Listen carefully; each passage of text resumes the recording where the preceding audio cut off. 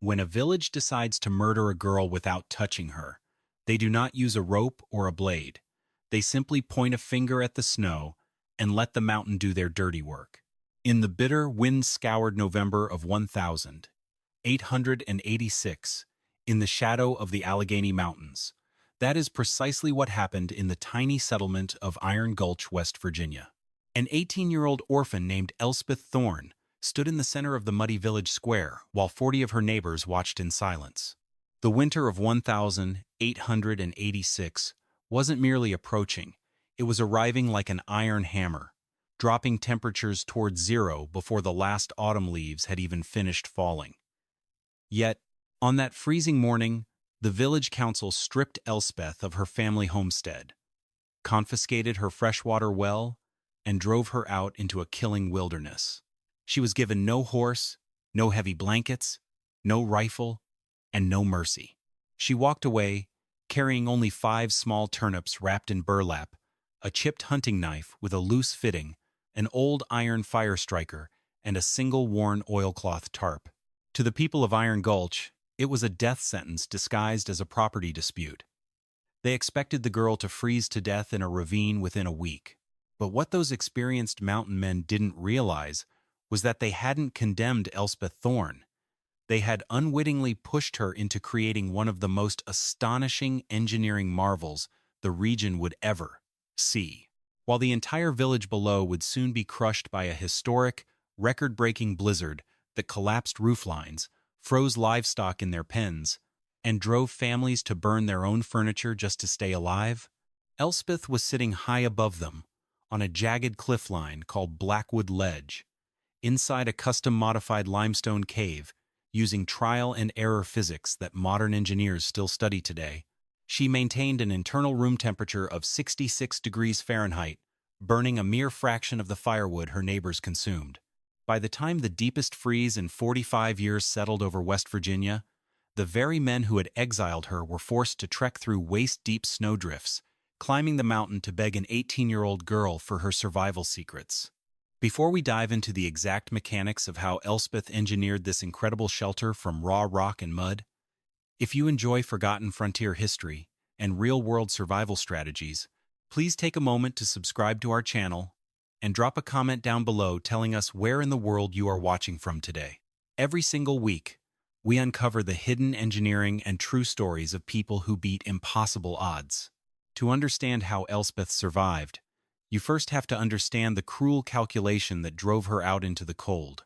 Iron Gulch was a hard town, built by hard men, and nobody in it was harder or more greedy than Elder Thaddeus Crane.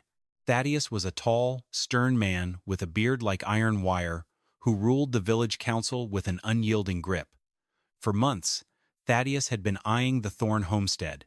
Elspeth's father, Silas Thorne, had been a Civil War veteran and an expert mountain hunter who had spent 5 years after the war hand-digging a deep stone-lined well on his property. In a mountain hollow where most water sources froze solid by December or ran muddy in the spring, the Thorne well drew crystal-clear water from an underground mineral spring that never froze, even in the dead of January. When Silas Thorne died of an infection in 1883, and his wife Clara passed away 3 years later, Elspeth was left entirely alone. She worked tirelessly to keep the homestead running, trading her manual labor to local families, mending wool coats, splitting fence posts, and helping clean grain to earn her keep. She asked for no charity. But in the eyes of Thaddeus Crane, an 18-year-old woman living alone on a prime piece of land with a private water source was an anomaly that needed correction. Thaddeus cited an unwritten, ancient village custom. Real property could only be held by a household headed by a man.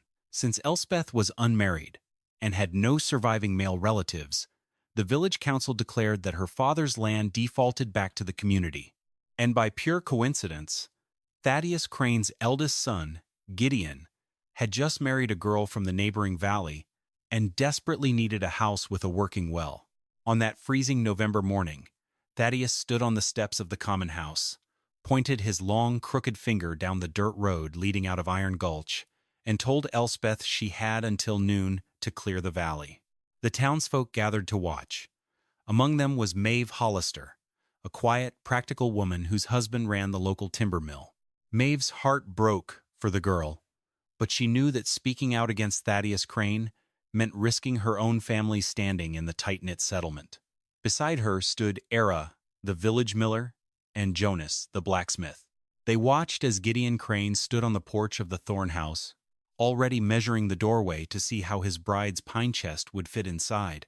Elspeth didn't scream, and she didn't weep. Her father had raised her to understand that tears were just water lost from the body when energy needed to be saved.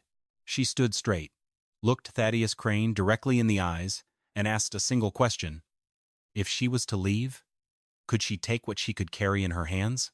Thaddeus, eager to appear righteous in front of the crowd, agreed. Elspeth walked into her childhood home for the last time. She didn't reach for fine clothes or heirloom quilts. She walked straight to her father's old workbench and took his iron fire striker, a curved piece of high-carbon steel he had carried through 4 years of war.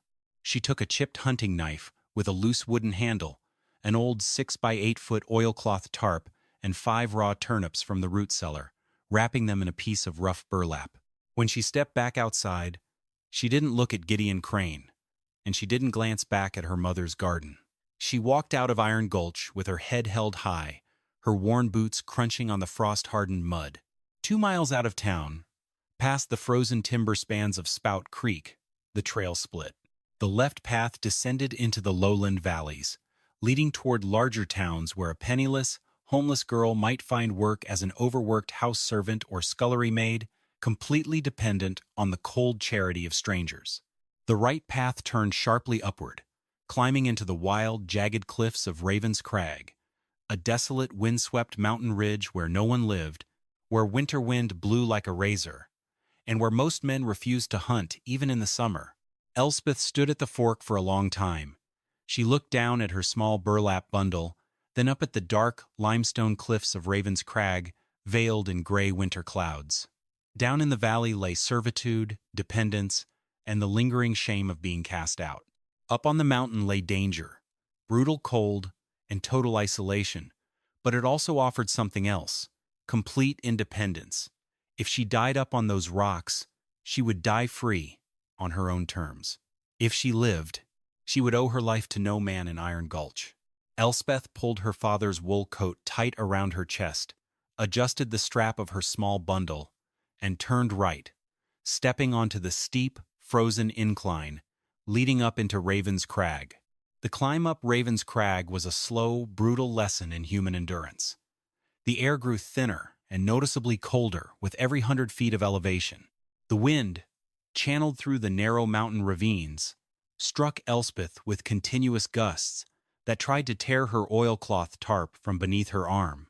As she climbed, Elspeth relied on the mental lessons her father, Silas, had drilled into her during their long hunting trips through these mountains. Never let yourself pant in the cold, Silas used to tell her while they tracked deer through deep snow.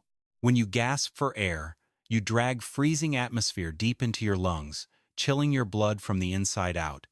Breathe slow through your nose. Warm the air in your sinuses before it touches your chest. She forced herself to maintain a steady, organized pace.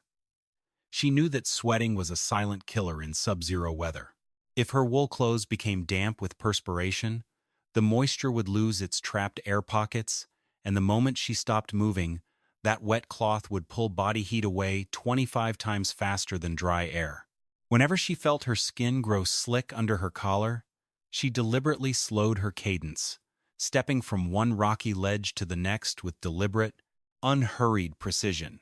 Her eyes constantly scanned the limestone outcroppings above her. She wasn't just looking for an opening in the rock, she was reading the mountain's geological language. Silas had taught her that water, wind, and rock leave clear signatures if a person knows how to interpret them.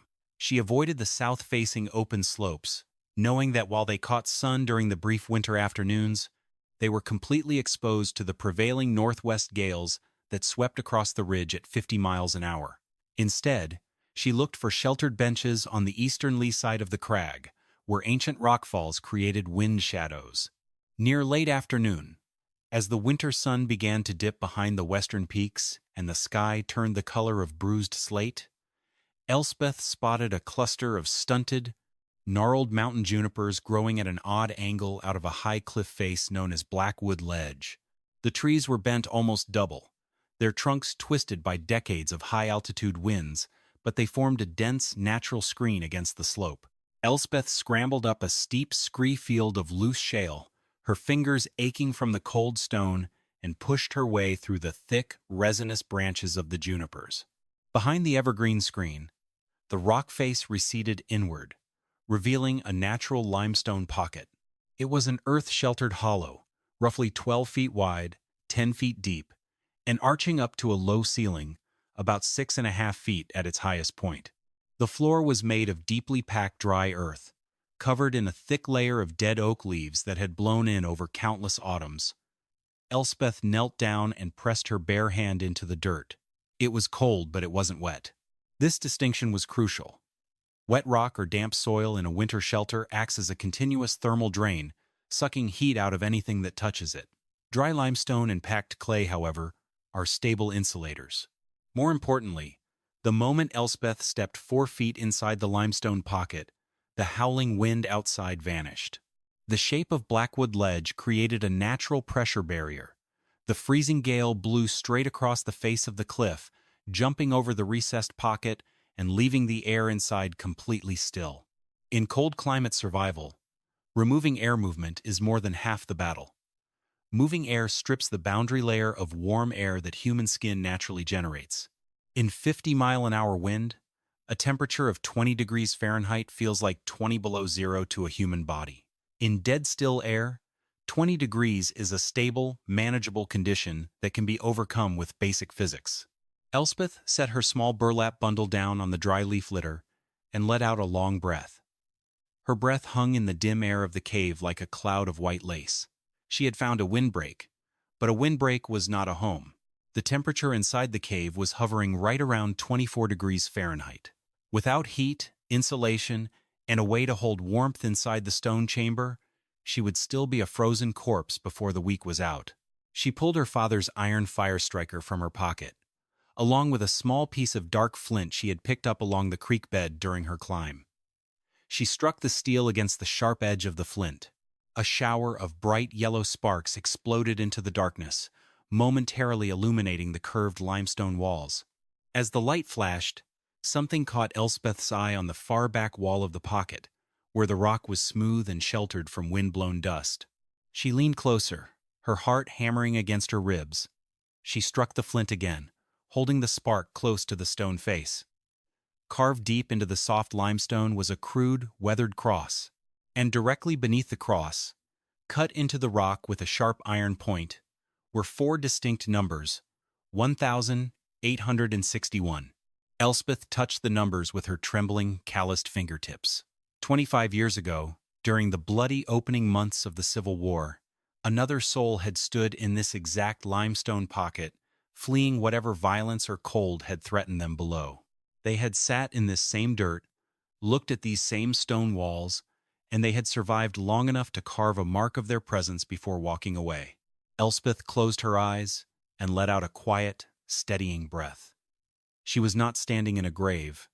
She was standing in a sanctuary that had already proven it could protect human life. She opened her eyes, tucked the striker back into her coat, and began to work. The first night on Blackwood Ledge proved that a simple cave pocket was not enough. Around midnight, the wind shifted 3 points to the north, channeling a low, creeping ground draft straight through the lower mouth of the hollow. It didn't blow hard, but it moved along the dirt floor like a cold river, constantly sweeping away the tiny pocket of warm air Elspeth's body generated beneath her oilcloth tarp. She woke every 20 minutes, her muscles locked in violent, involuntary shivering. By dawn, her fingers were so stiff she could barely bend them enough to grip her hunting knife. She realized immediately that she had to construct a barrier across the opening of the cave, a front wall that would block the ground draft, while still allowing smoke from a future fire to escape. Her first attempt at building a wall was an absolute disaster. Elspeth spent 4 grueling hours hauling loose, fist-sized pieces of limestone from a rockfall 50 yards down the slope. She stacked them across the 4-foot opening at the mouth of the cave, piling the stones loosely on top of one another until she had a barrier nearly 3 feet high. But she had laid the stones directly on top of the loose leaf litter and slippery surface dirt. At noon, a sudden powerful downdraft slammed into the cliff face. The wind pressure pushed against the loose rock stack, and because the base stones had no anchor points, the entire wall suddenly buckled. With a loud, clattering crash, her 3 hours of hard labor collapsed outward, sending dozens of heavy limestone rocks tumbling down the steep mountain slope. Elspeth stood in the freezing wind, watching her wall bounce into the ravine below. Her hands were bruised, her knuckles were bleeding from the rough stone edges, and her energy was dangerously depleted. She forced herself to sit down on a flat rock and evaluate what had happened. The rock wasn't the problem, she thought, remembering her father's voice. The foundation was. She picked up her chipped hunting knife and went to work on attempt number 2. First, she cleared away all the loose leaves, twigs, and soft topsoil along the mouth of the cave until she reached the hard, unyielding bed of compacted clay and solid bedrock. Then, using the point of her knife, she painstakingly carved a 4-inch deep trench directly into the hard ground, creating a structural channel to lock her base stones in place. She selected the flattest, widest slabs of limestone she could carry, setting them deeply into the trench. This time, when she pushed against the foundation row with all her weight, the rocks didn't budge. They were anchored directly into the mountain itself. Now came the critical engineering insight that would transform her shelter from a cold stone box into a true thermal haven. Elspeth knew that a wall made purely of dry-stacked, unmortared stones would still allow freezing wind to whistle through the tiny gaps between the rocks. To stop the wind completely, she needed a binder, a thermal core. She scrambled down to a small, damp depression near the mountain seep she had noticed earlier, where trickling water mixed with rich clay soil beneath the leaf rot. She dug up armloads of the heavy, sticky gray clay, carrying it back to the cave in her burlap bag. She mixed the damp clay with dry pine needles and chopped mountain grass, creating a crude but incredibly tough natural mortar. Elspeth constructed a triple-layer wall. First, an outer stone face made of a thick, heavy wall of weathered limestone slabs facing the mountain wind to take the physical impact of the gale. Second, a thermal core consisting of a 4-inch thick middle layer of clay, mud, and dry grass packed tightly into every seam and gap between the rocks, completely sealing the wall against air infiltration. Third, an inner stone face forming a secondary inner lining of dense, dark slate stones she had carried up from a lower creek bed. She built the wall 4 feet high, leaving a clear 2-foot gap between the top of the wall and the arching limestone ceiling of the cave. This gap was an intentional thermodynamic choice. When she built a fire inside the cave, the hot wood smoke would naturally rise to the ceiling and slide out over the top of the wall, while the heavy, cold wind from outside would be forced upward over the structure, leaving the living space behind the 4-foot wall in a state of absolute dead-still calm. Furthermore, Elspeth deliberately placed her darkest slate stones along the top outer edge of the wall, where they would catch the direct sunlight during the 4 hours of midday sun that reached Blackwood Ledge. Darker minerals have a significantly higher solar absorptivity rating than light-colored stone. They absorb the infrared energy of the sun during the day, heating up even in freezing air, and then slowly radiate that captured heat into the cave entrance as the sun drops. By 5 o'clock that evening, the wall stood firm. Elspeth pushed against it with her shoulder. It felt as solid as the mountain itself. She stepped behind it, crouched down on the dirt floor, and felt the immediate difference. The ground-level draft was completely gone. With her wall complete, Elspeth faced her next invisible enemy: ground conduction. Most people believe that in cold weather, the air cools you down fastest. But any experienced woodsman knows that the earth beneath your body is a far more dangerous heat thief. Through conductive heat transfer, a human body lying directly on freezing dirt or rock will lose thermal energy at an alarming rate. The cold ground acts as an infinite heat sink, drawing warmth out of the core, through clothing, and down into the soil until hypothermia sets in. On her first 2 nights, Elspeth had tried sleeping on a deep pile of dry oak leaves, but leaves are structurally weak. Within 2 hours of lying on them, the weight of her body crushed the leaves completely flat, squeezing out all the trapped air. What was once an 8-inch pile of fluffy leaves became a compressed quarter-inch mat that provided virtually zero insulation value.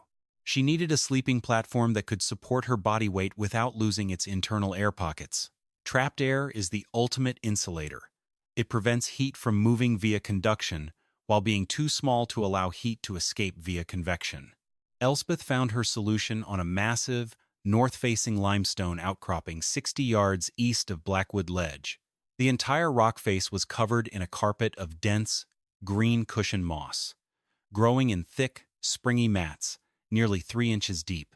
Unlike fallen leaves, moss is composed of millions of tightly interwoven, elastic plant fibers. When dried slightly, these fibers act like an infinite series of microscopic rubber springs. They can be compressed under heavy weight, but their natural cellular structure resists total collapse, maintaining thousands of tiny, dead air pockets within the mat, even under the pressure of human hips and shoulders.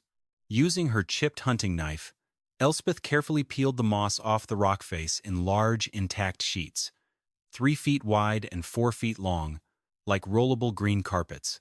She carried 4 of these heavy moss sheets back to the hollow. She laid the first 2 sheets of moss directly on the packed dirt floor at the rear of the cave, roots down, green fronds facing up. She let them dry near a small warming fire for 2 hours to drive off any surface moisture. Then she layered the remaining 2 sheets directly on top of the first pair, creating a dense, springy mattress nearly 6 inches thick. Over the moss, she laid her oilcloth tarp, tucking the edges underneath to keep the plant fibers contained. When Elspeth lay down on her new bed, she felt the immediate difference. The moss compressed under her weight, molding to the contours of her body, but it didn't collapse flat. It maintained a springy, comfortable cushion that kept her body elevated a full 2 inches above the freezing earth floor. She placed her bare hand beneath the oilcloth tarp after lying there for 10 minutes. The top layer of the moss was warm to the touch, reflecting her own body heat straight back up at her, while the bottom layer against the dirt remained cold. The conductive circuit between her body and the frozen mountain had been completely broken. It was an engineering principle equivalent to a modern R4 synthetic sleeping pad, constructed entirely out of high-altitude bryophytes, harvested with a broken knife. Elspeth had mastered the ground and the wind, but with her food supply down to 3 turnips, she was about to face a life-threatening crisis that forced her to burn her most valuable tool. How would you handle insulation if you were stuck off-grid in freezing weather? Drop your methods in the comments below, and please subscribe to our channel to help us share more of these stories. Elspeth sat up on her moss mattress, pulled her father's wool coat around her shoulders, and looked at her food supply. She had 3 turnips left. The cold was setting in deeper outside, the mountain air turning sharp and brittle as night fell. She was insulated from the ground, protected from the wind, and sheltered from above. But to survive the weeks ahead, she needed something more than passive insulation. She needed active, radiant heat. Building an open fire inside a small cave is a dangerous proposition if you don't understand thermodynamics. A fire that is too large will quickly fill the space with deadly carbon monoxide or heat the air so rapidly that it creates violent thermal currents, drawing freezing outside air in through the entrance gap. A fire that is too small will burn through precious wood without ever warming the cold rock walls. Elspeth understood that her goal wasn't to heat the air inside. The hollow air has almost no heat capacity and cools down the moment a fire goes out. Her goal was to heat the rock walls themselves, turning the massive limestone cave into a radiant thermal battery. To accomplish this, she needed to create an organized hearth and a thermal mass heating system. First, she cleared a circular area 2 feet in diameter near the inner base of her front stone wall, directly beneath the roof's ventilation gap. She lined the fire pit with rounded, dense river stones she had collected from the creek bed earlier. She avoided shale and slate for the fire pit lining. Porous, layered rocks contain trapped microscopic moisture pockets that expand violently when heated, causing the stone to explode and launch sharp splinters across the room. River granite and thick quartzite, however, are structurally dense and can withstand intense heat without fracturing. Next, Elspeth gathered 6 large flat slabs of heavy dark slate, each piece weighing roughly 20 to 30 pounds, about 3 inches thick. Before building her evening fire, she leaned these 6 slate slabs vertically around the perimeter of her fire pit, forming a dark stone collar around the fuel zone. She built her fire using small, dry pine twigs and birch bark, bringing it up to a clean, bright burn before adding split oak branches. As the fire burned, the intense, radiant energy from the flames didn't scatter uselessly into the cave air. It struck the 6 dark slate slabs standing inches away. The dark slate began to absorb the thermal energy rapidly. Because stone has a high density and significant volumetric heat capacity, it acts as an energy sponge. It takes a large amount of thermal energy to raise the temperature of a 30-pound slab of slate, but once that stone reaches 200 degrees, it holds onto that energy with incredible tenacity. Elspeth kept her fire burning steadily for 2 hours, feeding it small, dry branches until the slate slabs were so hot that a drop of water flicked onto their surface would instantly sizzle and vaporize.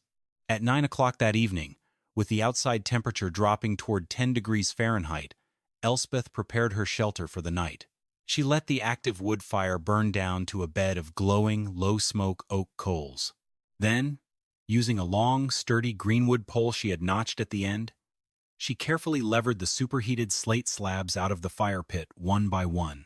She dragged the glowing hot stones across the dirt floor to the rear of the hollow, sliding them into prepared shallow trenches directly beside and beneath her moss sleeping platform. She covered the hot stones with a thin 2-inch layer of dry earth and moss to prevent direct contact with her tarp, then wrapped herself in her canvas and lay down. The result was a textbook demonstration of thermal lag. A wood fire provides intense, immediate heat that peaks quickly and dies within an hour if not constantly fed. But Elspeth's heated slate slabs operated on a completely different timeline. The heat stored deep within the 3-inch thick stone slabs could not escape instantly through the earth cover. Instead, it slowly bled outward via low-intensity conduction and radiation, rising through the moss bed and warming the air at the back of the cave at a steady, continuous rate.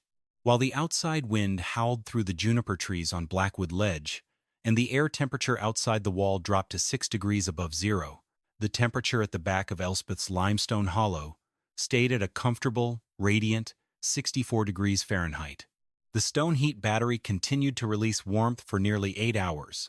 Elspeth slept deeply, undisturbed by the freezing darkness outside, surrounded by the gentle, steady heat of rocks that had captured the energy of the afternoon fire and were now returning it to her when she needed it most. She had built a functional, self-sustaining thermal sanctuary out of dead trees, river rocks, and living moss. But the mountain was about to test her engineering with a crisis she could never have anticipated. By mid-January, Elspeth had established a remarkably efficient daily routine. Every morning, she checked her 3 burlap strip snares set along the rabbit trails near the mountain seep, harvested dry pine branches from the windfalls further up the ridge, and maintained her limestone hollow. She had successfully caught 4 rabbits over the past 3 weeks, drying the extra meat over smoke to build a small food reserve. She was surviving. She was even thriving. But in the mountain wilderness, a single unexpected variable can instantly collapse a delicate system. On the morning of January 22nd, a dangerous meteorological event known as a glaze freeze struck Raven's Crag. A brief, warm air mass high in the atmosphere dumped a fine, misting rain over the frozen mountain. The moment the rain touched the sub-zero rocks and snowpack at ground level, it froze instantly, coating every surface in a seamless, half-inch shell of crystal-clear, frictionless ice. Elspeth stepped out of her shelter at 8 in the morning, carrying her wooden fuel tote. She saw the glittering sheen on the rocks, but she desperately needed to retrieve deadfall wood from a ridge stand 200 yards above Blackwood Ledge before the sky turned dark again. She took 10 cautious steps up the steep incline, driving the heels of her boots hard into the ice crust. But as she reached for a dead oak branch hanging over a limestone ledge, the ice beneath her right foot gave way. Her foot slid out from under her instantly. Elspeth fell backward, her body accelerating down the 40-degree icy slope. She dropped her bundle and tried to dig her fingers into the frozen snow, but the smooth ice offered no handholds. She slid 20 feet down the slope before her left foot slammed violently into a buried limestone boulder. A sharp, sickening crack echoed through the quiet woods, followed immediately by an agonizing explosion of pain that whited out her vision. Elspeth tumbled over the boulder and came to a stop in a snowbank at the base of the incline, gasping for air, her vision swimming with dark spots. Pain radiated from her left ankle up through her knee like liquid fire. For 3 long minutes, she lay motionless in the snow, forcing herself to run through her father's panic control breathing, in through the nose, out through the mouth. Do not scream. Do not waste oxygen. Slowly, carefully, she sat up and reached down to feel her left ankle. The joint was already swelling dramatically inside her leather boot. When she tried to flex the foot, a sharp, unyielding pain shot through her leg. She tested the bones gently with her fingers. The tibia and fibula felt intact. The leg itself wasn't broken, but the ligaments had suffered a severe high-grade sprain. She could not bear a single pound of weight on her left leg. She was 200 yards from her cave, alone on an icy mountain slope in sub-zero air, completely unable to walk. If she stayed where she was, hypothermia would set in within 2 hours. The cold ground would drain her core temperature. Her heart rate would slow, and she would simply go to sleep in the snowbank and never wake up. Elspeth turned onto her stomach, dug her elbows into the hard ice crust, and began to drag herself up the slope toward Blackwood Ledge. It was an agonizing, inch-by-inch battle against gravity and pain. Every time her left foot brushed against a rock or a frozen root, a fresh surge of agony made her teeth grind together so hard her jaw ached. She used her hands, her forearms, and her right knee, pulling her body forward through the snow, leaving a dragged furrow on the icy crust behind her. It took her 45 minutes to cover 200 yards. When she finally pulled herself over the front stone wall and tumbled onto the dirt floor of her hollow, she was trembling uncontrollably, not just from the pain in her leg, but from the profound physical exhaustion of the drag. Her wool sleeves were torn at the elbows, her hands were scraped raw and bleeding, and her clothing was soaked with melted ice.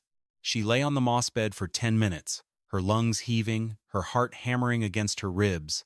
Then, her survival training kicked back in with cold, clinical clarity. Inventory your situation, she thought. What do you have? What can you control? She was inside a windproof, insulated shelter.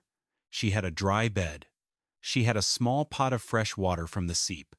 But her internal woodpile, the dry branches she kept inside the cave, was almost empty. She had enough fuel for maybe 12 hours of small fires. After that, she would have no way to gather more wood until her ankle healed enough to allow her to crawl or walk. She was facing a multi-day siege, immobilized, with almost no fuel. Elspeth made a series of rapid tactical decisions. First, immobilization and compression. She pulled off her left boot with an agonizing tug, tore a wide strip of cloth from her burlap bag, and wrapped her swollen ankle as tightly as she could bear to limit internal bleeding and joint swelling. Second, targeted heat therapy. Instead of burning her precious wood to heat the air in the entire cave, she concentrated all her thermal energy on medical recovery. She built a tiny fire using just 3 small twigs at a time and heated 2 small, flat granite stones. She wrapped the hot stones in wool scraps and pressed them directly against her injured ankle and her lower back. The localized heat maintained blood circulation in her damaged joint, preventing the tissue from stiffening up completely in the cold. Third, sacrificing tools for energy. On the second night of her siege, as her last small oak branch burned down to gray ash and the temperature inside the cave began to drop, Elspeth looked down at her chipped hunting knife. The wooden handle was made of thick, bone-dry walnut. Using her fire striker steel, she carefully pried the brass rivets out of the knife tang, separating the dry walnut handle slabs from the steel blade. She shaved the hardwood handle into fine, paper-thin curls with the bare steel tang of the blade, fed the hardwood shavings into her tiny fire, and earned 25 crucial minutes of intense flame just enough to heat one last stone for her ankle before the fire went out completely. For the next 3 days, Elspeth lay on her moss mattress in total darkness and complete silence, eating nothing, drinking small sips of cold water, and letting her body focus every unit of metabolic energy on healing the torn ligaments in her ankle. She didn't panic. She didn't despair. She lay in the still, insulated sanctuary she had built with her own hands, listening to the mountain wind roar harmlessly outside her stone wall, and waited for her body to repair itself. On the 5th morning, she carefully unwrapped the burlap bandage. The swelling had reduced by half. The joint was dark, purple, and yellow, but when she gently put weight on her heel against the cave floor, the sharp electric agony was gone, replaced by a dull, manageable ache. She leaned on a heavy wooden walking staff she had carved before the fall, stood up slowly, and took her first step. The leg held. She limped out to her nearest snare line. Hanging in the second burlap loop was a large fat snowshoe hare. She had survived the siege. For over 2 months, the people of Iron Gulch assumed Elspeth Thorne had perished in the snow. But when the worst blizzard in 45 years buried the valley, the village's modern comforts collapsed in a matter of days. While Elspeth was recovering on Blackwood Ledge, the weather systems over the Appalachian Range were organizing into a catastrophic event.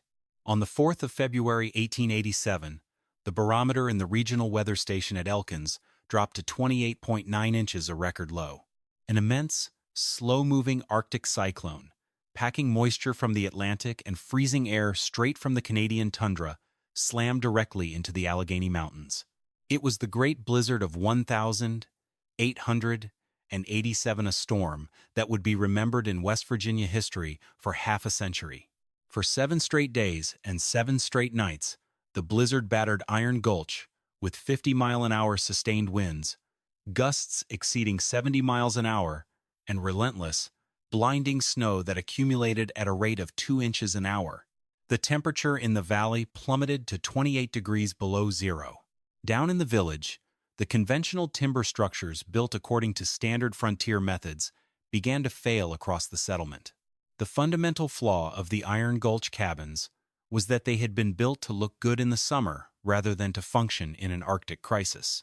They were square, flat-walled buildings constructed out of single-layer spruce logs, chinked with mud and moss, sitting on uninsulated timber footings elevated slightly off the ground. When the 50-mile-an-hour wind struck those flat wooden walls, it created a massive pressure differential. Cold air was forced through every microscopic crack in the dried mud chinking, while warm air was violently sucked out through the floorboards and upper roof seams via convective draw. The village houses were bleeding heat faster than their stone fireplaces could produce it. To make matters worse, most of the villagers stored their winter firewood in open-sided sheds, behind their homes, or stacked against their outer walls. The wind-driven snow drifted 8 feet high against the wood piles, burying them completely. The freeze-thaw cycle of the previous week had coated the wood in a thick layer of ice. When the desperate villagers managed to dig out their logs, the wood was soaked with frozen water. When thrown into their fireplaces, the damp logs smoldered weakly, producing massive clouds of thick, choking creosote smoke that filled their living rooms while generating almost no radiant warmth. One by one, the village's defenses collapsed. On day 2, the roof of the Petra family's large storage barn collapsed under the immense weight of 4 feet of wet, drifted snow. Their entire winter grain reserve, dried apples, and smoked meats were crushed and buried beneath splintered rafters and ice. On day 4, the drafty wooden corrals offered no protection against the howling gale. Wind-driven snow packed into the nostrils and lungs of the livestock. Owen Puite's prize dairy goat and 3 of the village's working draft horses froze to death standing up in their stalls. The ultimate tragedy struck at the north end of the village on day 5. Elder Thaddeus Crane, living alone in his large, impressive log house, ran out of dry firewood. His chimney, choked with thick creosote from burning damp wood, suffered a complete backdraft, filling his home with carbon monoxide. Unable to breathe the smoke, the 70-year-old man dragged his bedding into his unheated front room. In the sub-zero darkness of that 5th night, as the temperature inside his large, drafty house dropped to 12 degrees above zero, Elder Thaddeus Crane's heart stopped. He froze to death in his own bed, surrounded by the sturdy timber walls he had spent a lifetime boasting about. Up on Blackwood Ledge, 2,000 feet above the suffering valley, the reality was entirely different. The massive 7-day blizzard didn't destroy Elspeth's shelter. It actually made it warmer. As the snow drifted up against the outer face of her triple-layer stone wall, it created a natural, 8-foot-thick white rampart. Snow is an extraordinary natural insulator, consisting of 95% trapped static air. The snowdrift completely sealed the outer face of her stone wall, pushing its effective insulation value to unprecedented levels. Inside the limestone hollow, the air was dead still. The smoke from Elspeth's small, slate-lined hearth rose cleanly to the low ceiling, drifted smoothly over the top of her front wall, and was carried away by the gale passing high overhead. Her firewood stored inside the dry, protected air gap between the cave wall and her sleeping area was bone dry, burning with a bright, hot, smokeless flame. While the village below descended into chaos, death, and freezing darkness, Elspeth Thorne sat on her elastic moss mattress, wrapped in her oilcloth tarp, drinking hot rabbit broth from her tin pot. The temperature inside her cave stayed at a steady, comfortable 62 degrees Fahrenheit. On February 12th, the great blizzard finally broke. The sun rose into a clear, blindingly bright blue sky over a mountain range transformed into a silent landscape of white ice and towering snowdrifts. Down in Iron Gulch, the surviving villagers emerged from their freezing houses like ghosts. They were exhausted, traumatized, and shivering, their hands red and cracked from handling ice-caked logs. They discovered Elder Crane's frozen body, the collapsed Petra barn, and the dead livestock in the corrals. The village was on the verge of total panic. Their wood supplies were virtually exhausted. Their food reserves were buried under ice, and the weather forecast suggested another Arctic cold front was moving in from the north within 48 hours. At 2 o'clock that afternoon, Era the miller was standing near the ruins of the water wheel, staring numbly up at the white cliffs of Raven's Crag, when he suddenly froze. He rubbed his eyes, cleared the frost from his eyelashes, and looked again. High up on Blackwood Ledge, 2,000 feet above the frozen valley, a thin, perfectly straight pencil line of dark blue smoke was rising into the clear mountain air. "Jonas!" Era shouted, his raw voice cracking in the cold air. "Jonas, look up at the crag!" Jonas the blacksmith ran out of his forge, followed by Maeve Hollister and several other villagers. They stood in the deep snow, staring up at the distant cliff face. "That's smoke," Jonas whispered, his eyes wide with utter disbelief. "That's wood smoke rising from the ledge." "It can't be," Owen Puit said, shaking his head. "Nobody could live through 7 days of that storm up on those open rocks. It's impossible." "Someone is up there," Maeve Hollister said firmly, her voice ringing across the quiet snow. "Someone has a working fire on Blackwood Ledge." Era and Jonas didn't hesitate. They strapped on crude, homemade wooden snowshoes, grabbed 2 heavy iron-tipped walking poles, and began the long, dangerous climb up the snow-choked trail toward Raven's Crag. They expected to find a scene of horror. They believed that whoever was up there, whether it was Elspeth or some lost mountain trapper, was likely severely frostbitten, starving and burning the last of their strength in a desperate, final signal fire before dying. The climb took them 3 grueling hours. They fought through waist-deep drifts, scrambled over ice-coated shale ledges, and dragged themselves up the final incline, their chests heaving, their faces bright red from the bitter cold. When they finally pushed through the snow-laden evergreen branches of the twisted junipers on Blackwood Ledge, they stopped dead in their tracks. They weren't looking at a dying fire or a frozen corpse. Standing before them was an immaculate, double-skinned stone wall, meticulously mortared with dark mud and straw, completely intact, despite the 70-mile-an-hour winds that had shredded the village roofs below. Stacked neatly beneath a dry rock overhang was a massive supply of split, bone-dry firewood, free of ice and snow. And standing at the neat, baffled entrance of the wall, holding a warm tin pot in her hands, was Elspeth Thorne. She was wearing her father's wool coat, but her collar was unbuttoned. Her cheeks were pink and healthy, her eyes were clear and sharp, and she looked completely rested. Era and Jonas stood frozen in the snow, their mouths open, staring at her as if she were a ghost risen from the mountain. "Elspeth?" Era stammered, his voice trembling. You're alive?"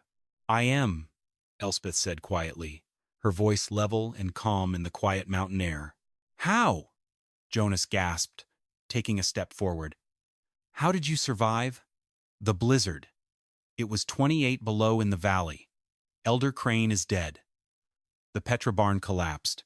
The stock froze. "We barely made it through." Elspeth didn't answer with words. She simply stepped aside from the narrow entrance gap and gestured with her hand. "Come inside out of the cold." Ira and Jonas crouched down and stepped through the baffled opening into the limestone hollow. The moment they crossed the threshold, the two men froze in absolute shock. The heat inside the cave didn't just feel warm, it felt tropical. The thermometer reading of the physical space was holding at 66 degrees Fahrenheit. The air was dead calm, completely dry, and smelled pleasantly of sweet oak smoke, dried earth, and evergreen resin. The back wall of the cave was glowing, with the gentle, persistent, radiant heat of the 6 dark slate slabs lining the floor. The moss sleeping mattress looked soft, dry, and comfortable. Jonas pulled off his heavy leather mittens with shaking hands. He reached out and touched the limestone wall behind the moss bed. The stone was warm to the touch, like a rock sitting in the hot July sun. He looked at the small, organized fire pit, where a tiny, clean flame was consuming 2 small pieces of dry oak. He looked at the warm slate battery, the dry wood stack, and then at Elspeth. The tough, hardened blacksmith fell to his knees in the dry dirt floor of the cave, covered his face with his calloused hands, and began to weep. "God forgive us," Jonas sobbed, his shoulders shaking beneath his heavy coat. "God forgive us for what we did to you. We drove you out here to die, and you built a paradise out of stone while we froze in our own foolish pride." Era the miller, a man who lived his life by weights, measures, and bushel counts, stood in the center of Elspeth's cave and pulled a small leather ledger and a lead pencil from his coat pocket. He was a man who needed to process reality through numbers, and what he was seeing inside Blackwood Ledge demanded an immediate, rigorous accounting. For 30 minutes, while Jonas recovered his composure, Era walked the small cave, taking meticulous measurements, checking wood moisture with his thumbnail, inspecting the stone joints, and recording data. When he finished, he sat down on a flat rock near the entrance, looked at his ledger pages, and laid out the stark, undeniable mathematical contrast between the failure of Iron Gulch and the triumph of Blackwood Ledge. The data laid out in the ledger told a story that no amount of village pride could ever refute. Consider the numbers.